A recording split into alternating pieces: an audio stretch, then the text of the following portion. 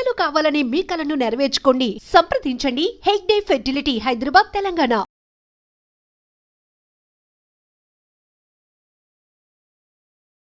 అందరికీ నమస్కారం. నేను Swarupa Potlapalli. Welcome to trending topic.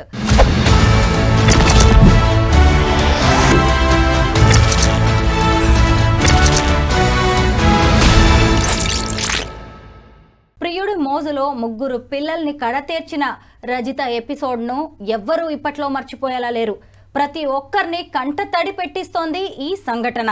ముఖ్యంగా రజిత ఒక్కతే గంటల వ్యవధిలోనే ముగ్గురు పిల్లల్ని చంపేసిందా, లేదంటే ఆమెకు మరెవరైనా సహకరించారా? ఇంకొక వైపు చూసినప్పుడు అసలు రజిత చేసిన ఈ దుర్మార్గానికి ఆమెకు ఎలాంటి శిక్ష పడుతుంది? పిల్లల్ని వదిలేసి వస్తే నేను నిన్ను పెళ్లి చేసుకుంటాను అని ఆమెను ఇలా 3 హత్యలకు పురిగొల్పిన శివ అనే ఆమె క్లాస్మేట్కి ఎలాంటి శిక్ష పడబోతోంది? ప్రస్తుతం నాతో పాటు సీనియర్ అడ్వకేట్ సుభాష్ని గారు ఉన్నారు. ఆవిడతో మాట్లాడదాం. మేడం నమస్తే. నమస్తే అండి. మీరు చూసారు కదా, అసలు ఎవ్వరు కూడా ఊహించలేని సంఘటన ఇది. ఒక స్కూల్లో టీచర్గా పనిచేస్తుంది రజిత. కుటుంబం కూడా చక్కగా ఉంది. ఎంత మంచి కుటుంబమో ఇలా ముగ్గురు పిల్లల్ని చంపేయడం మీద మీ అభిప్రాయం ఏంటి? ఎంత దుర్మార్గం అండి అసలు. అంటే ఊహించుకోవడానికి ఈ మధ్య కాలంలో పేరెంట్స్ ఆర్ బికమింగ్ అంటే మర్డర్ చేసే ఆ క్రూయల్లీ మెంటాలిటీకి వచ్చేస్తున్నారు. అంటే పరపురుషుడు వచ్చి వాళ్ళతో సంబంధం పెట్టుకోవడమే తప్పు. అది ఎక్కడ కూడా చట్టబద్ధత లేదు. అలాంటిది ఏకంగా పిల్లలే అడ్డం ఉన్నారని చెప్పేసి పిల్లల్ని అలా ప్రాణం తీసేసి అంత క్రూయల్గా వ్యవహరించడం అన్నది సమాజానికి హితం పలకదు. అది చాలా దుర్మార్గమైన విషయము. అందరం కూడా ఖండించాలి. ఎందుకంటే నువ్వు బ్రతుకు, నీకు కావాల్సినంత లావిష్గా, నీకు కావాల్సినంత ఉత్సాహంగా, అంత తీవ్రమైన సంతోషాన్ని ఆ యొక్క వ్యవహారంలో కనిపిస్తుంది అంటే వెళ్ళిపో, చెప్పాలి. లేకుంటే భర్తకి పిల్లల్ని ఇచ్చి వెళ్ళాలి, లేకుంటే అత్తమామలకి ఇవ్వాలి, లేకుంటే ఎవరికన్నా ఇవ్వు. నీకెక్కడిది అధికారము? పుట్టక మాత్రమే నువ్వు ఇవ్వగలుగుతావు. కానీ చట్టబద్ధతోనే ఒక పౌరుడిగా పిల్లలకి బతికే అవకాశం అన్నది చట్టం కల్పించింది కదా. అది ఆ అధికారం ఒక తల్లిగా ఆమె ఎందుకు తీసుకుంటుంది? డెఫినెట్గా దీంట్లో ఏంటంటే ఈ యొక్క మర్డర్లో డెఫినెట్గా థర్డ్ పర్సన్ ఇన్వాల్వ్మెంట్ ఉండి ఉంటుంది. ఎందుకంటే ఒక్కతే అంత ధైర్యం చేసి చంపే అంత కెపాసిటీ ఉండకపోవచ్చు. ఒక తల్లిగా అయినా కానీ వాళ్ళ హెల్ప్ తీసుకుంటేనే అది నిమిషంలోనే అంటే అది ఇది చేయొచ్చు. కానీ ఒక తల్లిగా రోజు స్కూల్స్కి పోయే పిల్లల్ని అంత ఇదిగా కర్కటంగా మారిపోయి ఫస్ట్ ఫుడ్ మీద చెప్పి తర్వాత వేరే విషయాలు చెప్పి ఒక టీచర్ అండి, టీచర్ పిల్లలకు ఒక అంటే దైవంతో సమానంగా భావించే మనము, నువ్వు ఎప్పుడైనా ఒక పాత్ర, మనం కూడా జీవితంలో ఒక పాత్రధారులమే. ఒక తల్లిగా అయినా, చెల్లిగా అయినా, భార్యగా అయినా, ఒక అత్తగానైనా ఒక పాత్రలు ప్రతి వ్యక్తి కూడా ఒక పాత్ర పోషిస్తుంటారు.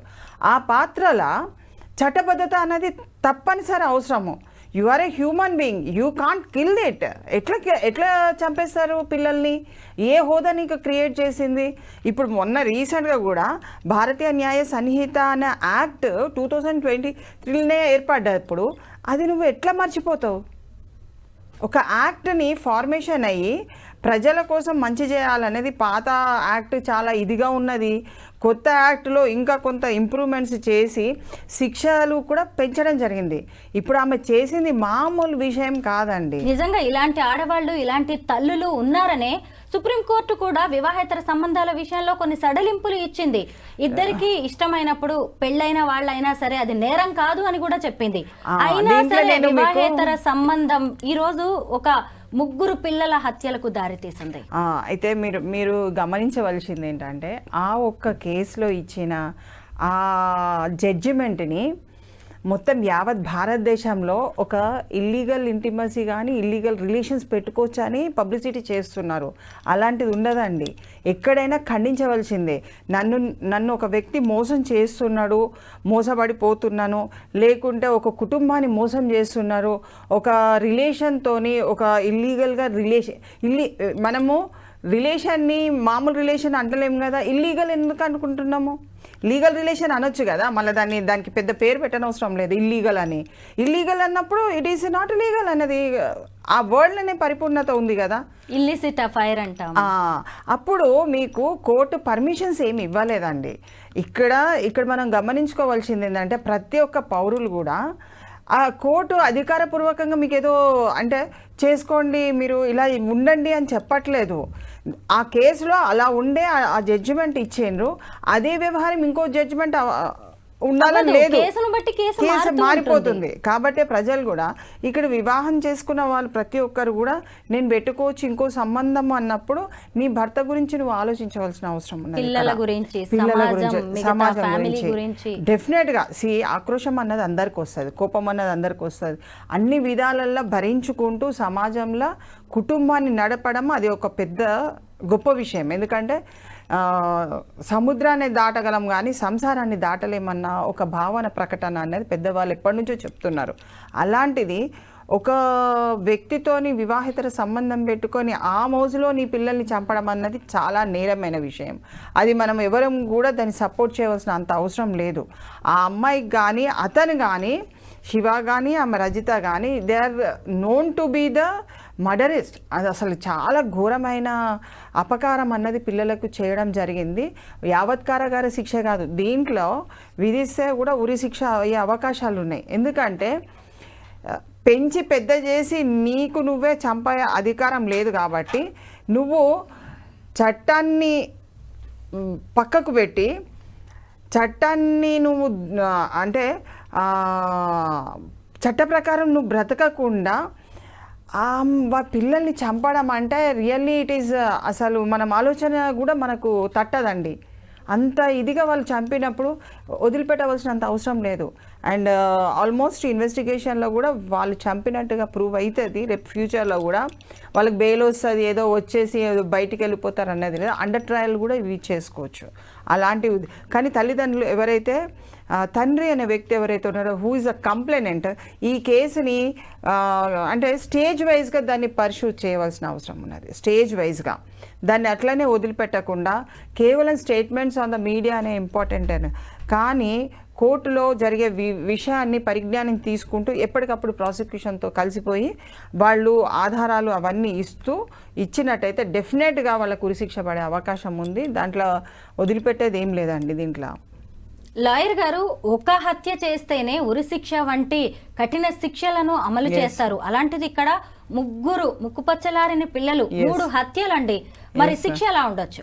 శిక్ష ఒక్కటే ఉంటుందండి. ఏదైనా కానీ చనిపోయిన వ్యక్తులు మర్డర్ చేయబడ్డారు అంటే ఒక్కొక్క స్థాయిలలో చేయబడితే అది అంటే సపరేట్గా చూడవలసి వస్తుంది. కానీ ఒకటేసారి చనిపోయిన కాదు కాబట్టి పిల్లలు కంపల్సరీ శిక్ష అనేది ఒకటే ఉంటుంది. ఎవరిని చేసినా కానీ శిక్ష అనేది కాలం ఎక్కువ. ఇప్పుడు ఉరిశిక్ష వేసింది అనుకోండి, ఈ మరో ఉరిశిక్ష ఉండదు కదా.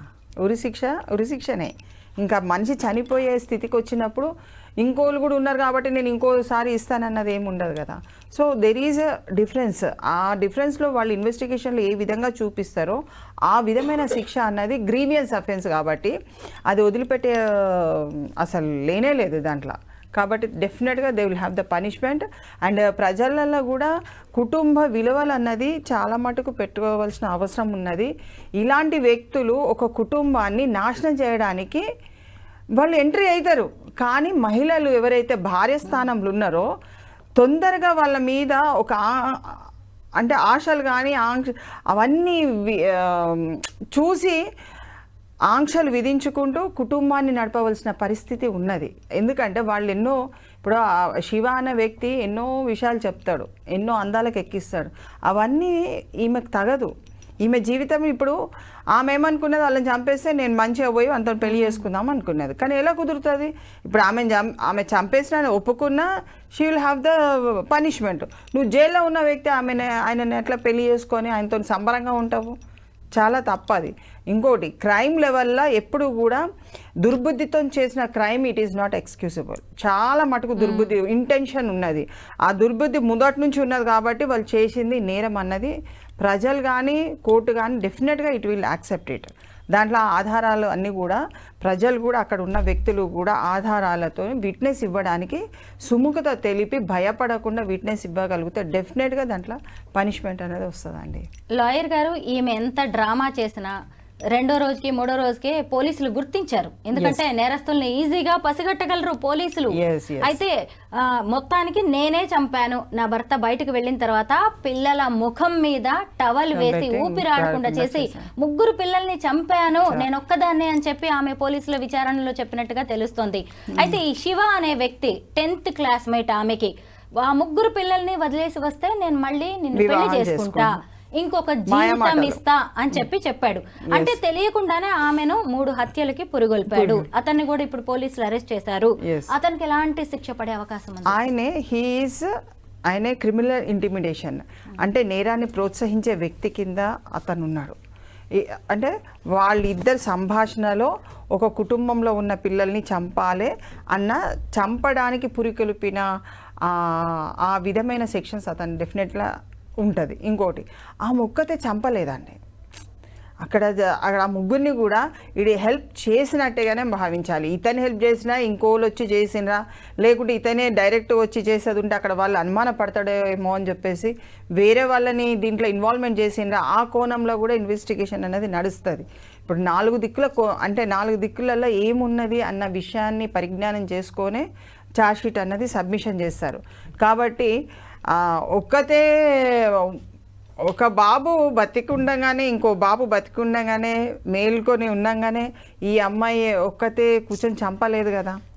డెఫినెట్గా వాళ్ళిద్దరు చూసుంటారు, లేకుంటే ఒక వ్యక్తిని సపరేట్గా చేసి అక్కడ పండుకోబెట్టి ఉంటారు. ఏదో ఒక విధంగా ఉంటుంది. సో వాళ్ళని అంటే క్షమించవలసిన అంత అవసరం లేదు. ఆమెకు డెఫినెట్గా షీ విల్ అండర్గో న్యాచురల్గా కూడా నేచర్ లా అన్నది కూడా ఒకటే ఉంటుంది. మనం అన్నిట్లో ఉన్న కోర్టు తరఫు నుంచి వచ్చిన పనిష్మెంటే కాదు, స్వయం అంటే ఆమె చేసుకున్న దానికి శిక్ష ఆమెనే అనుభవించాలి. ప్లస్ ఎందుకంటే ఒక వ్యక్తి నిన్ను అంత ఇదిగా నీ పిల్లల్ని నీకు చెప్పుకోవడానికి అతను నీకు ప్రోత్సాహిస్తుందంటే కొంచెం తెలివే ఉపయోగించుకొని తెలివి తక్కువతనాన్ని ప్రదర్శించడం కంటే అయ్యో నా పిల్లలు కదా నేను ఎందుకు చంపాలి, నువ్వు లేకున్నా పర్వాలేదు నేను నా పిల్లలతో బ్రతుకుతా అని ఆ మహిళ ముందుకు వచ్చేది ఉంటే సమాజం అప్రిషియేట్ చేయగలుగుతుంది. కానీ ఈ విధంగా అంటే ఎప్పుడో 10వ తరగతిలో చూసిన వ్యక్తికి నువ్వు 10 సంవత్సరాల నుంచి 18 సంవత్సరాల నుంచి నువ్వు పెంచుతున్నావు కదా పిల్లల్ని, మరి అతనికి నువ్వు మర్యాద ఇచ్చినప్పుడు నీ పిల్లలకి నువ్వు మర్యాద ఇవ్వవా? నీ వివాహమై 13 years, నీ భర్త మంచోడు కాదంటే నువ్వు డైవర్స్ ఇచ్చుకోను ఉంటుంది. నేను ఎవరు ఆపినరు? నీ పిల్లల్ని తీసుకొని నీ తల్లికి ఇవి నీ తల్లిదండ్రులు పెంచుకుంటారు. పెద్దవాళ్ళు ఎవరు కూడా పిల్లల్ని పెంచమన్నాను, మేము పెంచలేమని కూడా. ఎంత కష్టమైనా ఇంత తిండి పెట్టి పెంచారు.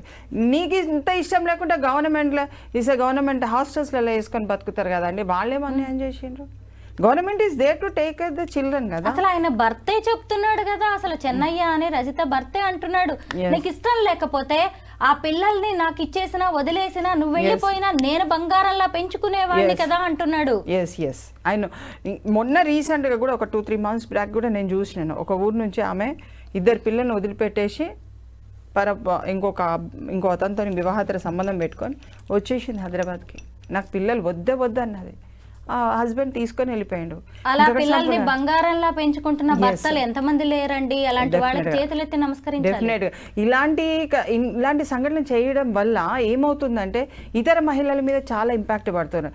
వాళ్ళు తప్పు చేయకున్నా కానీ మీ మహిళలంతా ఇంతే అన్న ఆ భావన అన్నది చాలా ఏర్పడుతుంది. అంటే మహిళల పట్ల ఒక విద్వేషాన్ని కానీ అంటే అసహ్యాన్ని అంటే చూపే విధంగా తీసుకుపోవాల్సిన సంఘటనలు ఇవి. కాబట్టి మహిళలు ఎప్పుడైనా జాగ్రత్తగా ఉండి మీరు చేసే కార్యము సమాజానికి హితము చెప్పాలి తప్ప ఇలాంటి దుష్ప్రచారాలు ఇతర మహిళలు బతకకుండా చేయొద్దు సమాజంలో. అది చాలా ఘోరమైన పని. సుభాషిణి గారు, అసలు ఆ పిల్లల్ని ఆ తల్లి ఎలా చంపి ఉంటుందో అని మాట్లాడుకుంటుంటేనే నాకైతే అసలు ఎంత బాధేస్తుందంటే పిల్లలు ఎంత అల్లాడిపోయి ఉంటారండి, పసి హృదయాలు. అసలు చాలా ముక్కు నోరు మూసేసి టవల్ ముఖం మీద కప్పి తల్లండి ఎస్ 9 మాసాలు మోసి కన్నది. ఒక పిల్లాడికి ఏమో 12 ఏళ్ళు, పాపకి 10 ఏళ్ళు, కొడుక్కి 8 ఏళ్ళు. అప్పుడే అన్నం పెట్టింది అదే చేతులతో, వాళ్ళు అదే చేతులతో చంపేసిందండి. నేను న్యూస్ కవరేజ్ లో భాగంగా వాళ్ళ ఇంటికి వెళ్ళాను, నేను అమీన్పూర్ కి. ఆ ఇల్లు, ఆ ఇంటి ముందు పిల్లల చెప్పులు, స్కూల్ కి వెళ్ళే షూస్, అసలు అవన్నీ చూసి అయ్యో ఇక్కడే కదా పిల్లలు తిరుగుంటారని నేను విజువలైజ్ చేసుకుంటుంటే ఎంత ఏడుపు వచ్చిందో. ఎవరైనా మనం మనుషులమే కదా. డెఫినెట్ గా మనం పిల్లల్ని చూడండి, 1 గంట కనబడకుంటే ఎక్కడికైనా హైదరాబాద్ లో ఏదైనా వెళ్ళిందంటే అయ్యో ఎక్కడ వెళ్ళిపోతారో, తప్పిపోతారో, మరి ఏంటి ఫోన్స్ అవన్నీ మనం చెక్ చేసుకుంటూ ఉంటాము. అంత విచక్షణారహితంగా ఆమెకు ఆ భావ ప్రకటన అన్నది ఎట్లా వచ్చిందో అన్నది చాలా దుర్మార్గమైన విషయం. పిల్లలు కాసేపు కనిపించకపోతేనే అల్లాడిపోతాం, విలవిల్లాడిపోతాం, ఏమైపోయారు ఏంటో. చాలా మటుకు మీరు చూడండి, వివాహేతర సంబంధంతోని థర్డ్ పర్సన్ ఒక ఇన్వాల్వ్మెంట్ తోని భర్తను చంపేసిన వాళ్ళు ఉన్నారు, అత్తమామలు చంపేసిన వాళ్ళు ఉన్నారు, ఇంకా వాళ్ళ తల్లిదండ్రులను కూడా చంపేసిన వాళ్ళు ఉన్నారు.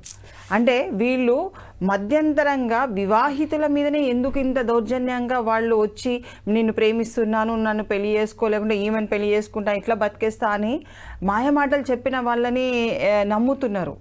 కానీ అంటే ప్రాక్టికల్గా మనం బ్రతకాలి, మనం కష్టపడాలి, మనం ఈ జీవితాన్ని గడపాలని ఆ యోచనలో వెళ్ళట్లేదు. ఆ వాటి మీద వెళ్ళినట్టయితే పిల్లల భవిష్యత్తు, కుటుంబ భవిష్యత్తు ఎంతో బంగారు బాటలో నడిచేది. అసలు ఒక చిన్న తప్పు చేయాలంటే, ఒక అబద్ధం ఆడాలంటేనే ఎంత భయపడుతూ ఉంటాం కదా. అలాంటిది కామాతురాణం నా భయం నా లజ్జ అంటారు. అంటే ఒక్కసారి కళ్ళ కామ పొరలు కమ్మితే మనకి భయం ఉండదు, ఏది ఉండదండి, సిగ్గు అన్ని వదిలేసే. లేకపోతే చక్కగా ఇంటర్ వరకు చదువుకున్న అమ్మాయి అన్ని తెలిసి పెళ్లి చేసుకుంది, అసలు ఇంట్లో డబ్బులన్నీ కూడా అమ్మాయి చేతిలో ఉంటాయి, ఆర్థికంగా సెటిల్ అయిపోయారు, పిల్లలు 3 చంపేస్తే ఇక తాను వెళ్ళిపోయి బతకచ్చు అనుకోవడం ఎంత మూర్ఖత్వం ఇది. అయితే ఇక్కడ ఇంకొక డౌట్ ఏంటంటే, ఎక్కడ కూడా ఈ శివ అనే వ్యక్తి చంపినట్టుగా కానీ డైరెక్ట్ గా ఇన్వాల్వ్ అయినట్టుగా కనిపించట్లేదు. కాబట్టి అతను రేపు మళ్ళీ తన తరఫున ఎవరినైనా లాయర్ ని పెట్టుకుని వాదించుకునే అవకాశం ఉందా? ఇందులో నా తప్పేంటి? డెఫినెట్ గా చట్టము ఉభయులకు ఇస్తుంది అడ్వకేట్గా పెట్టుకోమని, దాన్ని మనం తప్పు పట్టవలసిన అవసరం లేదు. ఎవరి నిరూపణకు వాళ్ళే బాధ్యత వహిస్తారు. నేను నా తప్పు లేదు అని చెప్తే నువ్వు నిరూపణ చేసుకోవాలి, అంతేగాని ఇప్పుడు నీ పిల్లల్ని చంపవలసిన అవసరం ఏమొచ్చింది అన్నది అక్కడ ప్రాథమిక పాయింట్ రేజ్ అవుతుంది. చావడం అయితే జరిగింది, చంపడం అయితే జరిగింది, అది ఎందుకు దేనికి అన్నది అది ఇన్వెస్టిగేషన్ ఐఓ గారు ఇన్వెస్టిగేషన్ చేసినప్పుడు డెఫినెట్గా అవన్నీ బయటపడతాయి. దాంట్లో ఏది కూడా వ్యానిషింగ్ అంటే ఏదన్నా విట్నెస్ని అక్కడ ఎవిడెన్స్ని అక్కడ నుంచి తూడు చేసినా కానీ మనం గుర్తుపట్టచ్చు. దాని మీద కూడా ఒకవేళ తూడు చేసి కనపడకుండా ఉన్నట్టయితే కూడా అది కూడా మనకు సెక్షన్తోని దాన్ని కూడా మనము ఇది చేయొచ్చు. కాబట్టి పోలీసు వాళ్ళు ఏ కోణంలోనైనా కానీ థర్డ్ పర్సన్ శివ అనే వ్యక్తి ఎక్కడైతే తప్పు చేసినట్టుగా నిరూపణ జరిగితే ఆయనని వదిలిపెట్టే సవాలే లేదు. ఇది ఆల్రెడీ చనిపోయినరండి, ఇంకా దాన్ని పట్టుబడమే ఇంపార్టెంట్. ఆల్రెడీ వాళ్ళు జైలుకి వెళ్ళడం జరిగింది కాబట్టి మనము ఏ విధంగా కూడా కక్ష సాధింపు చర్యలు అన్నది మనము వాళ్ళని ఎన్కౌంటర్స్ చేయాలను, లేకుంటే అలాంటి అంటే వాళ్ళు బతకద్దు అన్న కక్షలు పెట్టుకోవద్దు. ఎందుకంటే మనం ఇంపార్టెంట్ కదా, మనం బతకడం కూడా ఇంపార్టెంటే. మన ప్రాణాన్ని మనం తీసుకోలేము, అతను తీసిండని చెప్పి మన ప్రాణాన్ని మనం తీసుకోలేము కదా. మనం చట్టబద్ధతో వెళ్ళి అతనికి శిక్ష పడేటట్టు, ఆమెకు శిక్ష పడేటట్టు కరెక్ట్గా ఆ ఫ్యామిలీ కనుక కొట్లాడినట్టయితే డెఫినెట్గా వాళ్ళకు ఉరిశిక్ష పడుతుంది. 3 ఒకే తల్లి గర్భం నుంచి బయటకు వచ్చారు, కానీ 3 కలిసి ఒకే చోట భూమిలోకి వెళ్ళిపోయారు. 3 పిల్లల్ని కలిపి ఒకే చోట బొందబెట్టారండి వాళ్ళ బంధువులు. ఆ తండ్రి దాని మీద పడి ఏడుస్తుంటే నిజంగా మనం ఎవ్వరం కూడా జీర్ణించుకునేలాగా లేదు. మరి ఆ తల్లి ఇవన్నీ ఆలోచించలే. చూడండి, నేనే తెలియని అనుకుంది, పైగా పిల్లల్ని చివరి చూపు చూడడానికి కూడా రానంటే రానంది. ఆమె ఆమెని తీసుకెళ్ళడం కూడా, వెహికల్లో తీసుకెళ్తుంటే కూడా అసలు ఆమెకి ఏం తెలియనట్టు. అంటే ఇక్కడ ఏం అర్థమవుతుంది, చంపిన వాళ్ళు ఒకరై ఉంటారు, ఈమె జస్ట్ దాన్ని స్పెల్ అవుట్ చేస్తుందేమో నేనే చేసిన అని చెప్పేసి. ఎందుకంటే చాలా మటుకు నేరాలు ఏ వ్యక్తి అయితే నేరం చేస్తారో 100% ఒక తప్పు చేసిన భావన అన్నది కనబడుతుంది ఏ వ్యక్తికైనా కానీ, మర్డరిస్ట్. ఆ శివ అనే వ్యక్తి కోసం 3 పిల్లల్ని చంపడానికి కూడా వెనకాడని రజిత అతన్ని కాపాడే ప్రయత్నం చేస్తోందంటారా? డెఫినెట్గా. ఒకవేళ దీంట్లో 2 విధాలుగా మనం తీసుకున్నట్టయితే శివ అనే వ్యక్తి మర్డర్ చేసి ఈమె మీద వేసుకుంటుందేమో. ఎందుకంటే తల్లి ఎప్పుడు కూడా చాలా మటుకు మనం మామూలుగా చూసిన ఏ కేసెస్ను కూడా తల్లి చంపితే కంపల్సరీ ఆమెలో ఒక భావన ఉంటుంది, బాధ, రిపెంటేషన్ అన్నది చాలా ఉంటుంది. అయ్యో నేను అనవసరంగా చంపినా కదా అన్న అసలు ఆమె ఒక బాధ కూడా లేదు. అసలు ఆమె కననట్టే ఆమె వ్యవహరిస్తున్నది. అందుకని ఇద్దరి ఇన్వాల్వ్మెంట్ దీంట్లో ఉన్నది.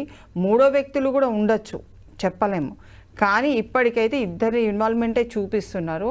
ఎందుకంటే సజెషన్ పార్ట్ చేసుకుంటారా ఏమవుతుంది అనేటోళ్ళు కొంతమంది ఉంటారు. వితౌట్ ద సపోర్ట్ ఆఫ్ పక్కన వాళ్ళది ఎవరిది సపోర్ట్ లేకుండా ఇంత ధైర్యం చేయలేరు. కాబట్టి లోకల్గా ఉన్న వాళ్ళు పరిపూర్ణంగా ఈ కేసుకు సహకారం అందిస్తే డెఫినెట్గా they will be good result. Subhashini గారు రజిత భర్త ఎవరైతే ఉన్నారో చెన్నయ్య, ఆయనకి బాగా ఆవేదనలో ఉన్నారు. అసలు ఆయన ఊహించుకోలేని దెబ్బ, ఇంకా అసలు అతను కోలుకోలేని దెబ్బ ఇది. ఎందుకంటే మొదటి భార్య డెలివరీలోనే చనిపోయింది. 20 ఏళ్ల ఏజ్ గ్యాప్తో ఈ అమ్మాయిని తెలిసిన అమ్మాయి అని చెప్పి 2 ఎకరాలు ఆమె పేరు మీద పెట్టి మరి ఆయన పెళ్లి చేసుకున్నారు. ఇప్పుడు ఆయన ఎంత ఏడుస్తున్నాడంటే అసలు అతనితో మాట్లాడాలంటే కూడా మనలాంటి వాళ్ళకే ధైర్యం సరిపోవట్లేదు. నా పిల్లల్ని నాకు వదిలేసినా బాగుండేది అని చెప్పి అనడమే కాకుండా వాళ్ళిద్దరిని ఎన్కౌంటర్ చేయాలని ఆయన డిమాండ్ చేస్తున్నారు. కానీ చట్టం, న్యాయం అనేవి ఉన్నాయి.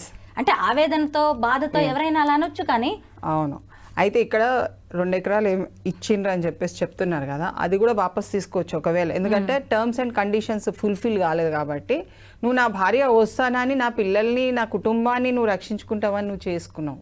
కానీ అది మధ్యంతరంగానే దాని యొక్క బాధ్యత అన్నది, అది కండిషన్ అన్నది పోయింది. కాబట్టి వాళ్ళు కోర్టులో పిటిషన్ వేసి కూడా ఆ భూమి పైన కూడా వాళ్ళు కొంచెం గట్టిగా కొట్లాడి, మంచి అడ్వకేట్ని పెట్టుకొని కొట్లాడి ఆ భూమిని కూడా వాళ్ళు తీసుకునే అవకాశం ఉంటుంది. ఎందుకంటే అది ఆమె పేరు మీద రాసింది కాబట్టి వీళ్ళదై ఉంటే డెఫినెట్గా దే విల్ హ్యావ్ దట్. కానీ ఎన్కౌంటర్ సిస్టమ్ అన్నది ఇలాంటి వాటిల్లో ఎన్కౌంటర్ చేసే అంత లేదు. ఎందుకంటే ఆల్రెడీ సరెండర్ అయిపోయినారు, వెళ్ళిపోయినారు. కాబట్టి మానభంగాలల్లో వచ్చే ఆ ప్రవర్తన వేరు, అది చాలా డేంజర్గా ఉంటుంది. కాబట్టి వాటిల్లో ఏంటంటే చూసి ఎన్కౌంటర్స్ వాళ్ళు పరిగెత్తి ఏదో విధంగా వాళ్ళని ఇచ్చేసే అవకాశం ఉంటుంది. కానీ ఇలాంటి కేసులలో కోర్టు కంపల్సరీ శిక్ష ఇస్తుందండి. తల్లిదండ్రులు ఎవరు అంటే తండ్రి అనే వ్యక్తి బాధపడవలసిన అవసరం లేదు. శిక్షల వేరే విధంగా అంటే మనం ఆయన ఎమోషన్ని, ఆయన సెంటిమెంట్ని, లేకుంటే పిల్లలతో ఉన్న అనుబంధాన్ని మనం ఏం తీయలేము. ఎందుకంటే అది కాలం వరకు ఉంటుంది. ఆయన చనిపోయేంత వరకు అది బాధ అనేది ఉంటుంది. ఈమె అంత అంటే సమాజానికి ఒక మంచి ఆన్సర్ అనేది ఆమె ఇవ్వలేదు. ఆమె చేసిన నేరానికి తప్పకుండా, ఆమె చేసిన దుర్మార్గమైన పనికి శిక్ష పడవలసిన అవసరమే ఉందండి. సుభాష్ని గారు, ఈ కేసులో ఉన్న ఇంకొక పాయింట్ గురించి మనం డిస్కస్ చేయాలి. ఎందుకంటే వీళ్ళిద్దరి మధ్య ఏజ్ గ్యాప్ 20 ఏళ్ళు కనిపిస్తుంది. అంటే ఆ ఏజ్ లో అమ్మాయి ఆస్తి వస్తుందనో, లేదంటే ఇక తనకి ఓకే బానే కాస్త సెటిల్ అయిన వాళ్ళతో పెళ్లి జరుగుతుందనో, కట్నం ఇవ్వాల్సిన పని లేదనో పెళ్లికి ఒప్పుకొని ఉండొచ్చు. సరే, అతనితో కాపురం చేసింది, 3 పిల్లల్ని కన్నది. కానీ ఎప్పుడైతే రీయూనియన్ పేరుతో తన క్లాస్మేట్ మళ్ళీ 3 నెలల క్రితం ఆమె జీవితంలోకి ఎంటర్ అయ్యాడో, ఇక అప్పుడు నేనేంటి, నా క్లాస్మేట్కి ఏమో పెళ్లి కాలే, నేనేంటి 3 పిల్లల తల్లిని, పైగా నా భర్త చూస్తేనేమో అంత వయసు, ఇతనితోనేమో కొత్తగా, అంటే అతని ఆలోచనలు ఎలా ఉంటాయో ఈమెది కూడా అలాగా. అంటే ఇప్పుడు తల్లిదండ్రులు కూడా ఆడపిల్లలకి పెళ్లి చేసేటప్పుడు ఇలా ఏజ్ గ్యాప్ వాళ్ళతో చేస్తున్నప్పుడు జాగ్రత్తలు తీసుకోవాలి కదా. చాలా అండి, చాలా. దానికి అదే నేను అందాం అనుకున్నా. ఎందుకంటే ఇష్టం లేని పెళ్లి చేయడం నేరం అయిపోతుంది. ఇది తర్వాత ఇలాంటి పరిణామాలు ఇష్టమై చేసుకున్న భవిష్యత్తులో ఎలా మారుతారో. ఇష్టం, ఈ అమ్మాయికి ఇష్టం ఉన్నదైతే పిల్లల్ని అంత కఠోరంగా వదిలిపెట్టదు.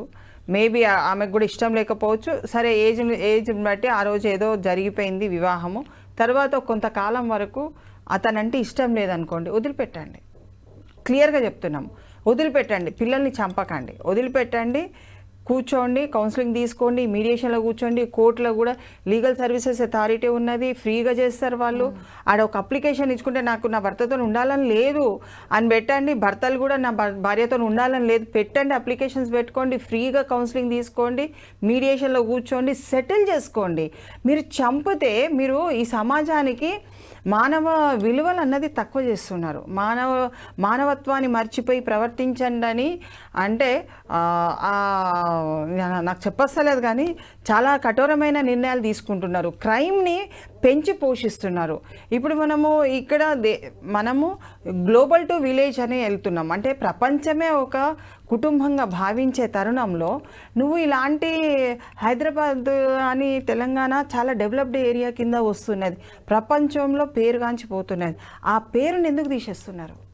మనం ప్రవర్తన అన్నది కుటుంబం నుంచే మన పేరు ప్రతిష్ట అన్నది పోతుంది. కేవలం కంపెనీస్ డెవలప్మెంట్లో పోదండి, ఇలాంటి క్రైమ్ లెవెల్ కూడా ప్రపంచంలో చూస్తారు.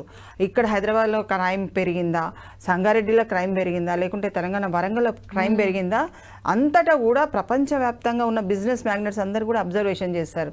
ఎక్కడ ఉండాలి, ఎక్కడ చేస్తే బిజినెస్ బాగుంటుంది, ప్రజలు ఎక్కడ పని చేసుకొని బ్రతుకుతారు, నార్మల్ లైఫ్ లీడ్ చేస్తారు, కుటుంబాన్ని బాధ్యత తీసుకొని మంచిగా పోతారు. అలాంటి సిచ్యువేషన్స్లలో వస్తున్నది. ఇప్పుడు అంత టెక్నాలజీ డెవలప్మెంట్ అవుతుంది, దాన్ని తీసుకొని నా జీవితాన్ని అభివృద్ధి చేసుకోవాలి. కానీ ఇలాంటి చర్యలకు ఎప్పుడెక్కడ తల్లిదండ్రులు కూడా వివాహం చేసే టైంకి కూడా పిల్లల ఏజ్ గ్యాప్ని కూడా వాళ్ళు ఇద్దరు భర్త ఏజ్ భార్య ఏజ్ కొంత సడలింపు ఉండాలి. కానీ మరీ 20 సంవత్సరాలు ఉండవలసినంత అవసరం లేదు.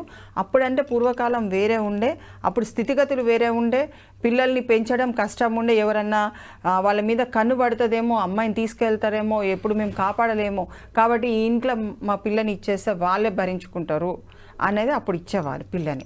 ఇప్పుడు అలాంటి సిచ్యువేషన్స్ లేవు కదండి. పిల్లలందరూ చదువుకుంటున్నారు, మంచిగా చదువుతున్నారు. అమ్మాయి అయితే చాలా బాగా మంచిగా చదువుకుంటున్నది, రెండో అమ్మాయి అనుకుంటే చాలా బాగా చదువుతున్నది. మరి చదివే పిల్లల్ని మీరు చంపేసుకున్నారంటే you don't have a heart. అంటే నీకు ఒక హృదయం లేదు. ఒక పిల్లల్ని పెంచి పోషించాలి అన్న ఆ తత్వాన్ని మర్చిపోయి లైంగికంగా సుఖం కోసమో లేకుంటే ఫ్రెండ్ అని చెప్పేసి కాదు, ఇక్కడ వివాహం చేసుకుందామని నీకు ఒక తలంపుతోని వివాహేతర సంబంధంతో పిల్లల్ని మర్డర్ చేసిన కేసు ఇది. సుభాష్ని గారు, ఇలా ఇల్లిసిట్ ఫైర్స్ పెట్టుకున్న ఆడవాళ్ల మెంటాలిటీ ఎంత క్రూయల్గా తయారవుతుందో.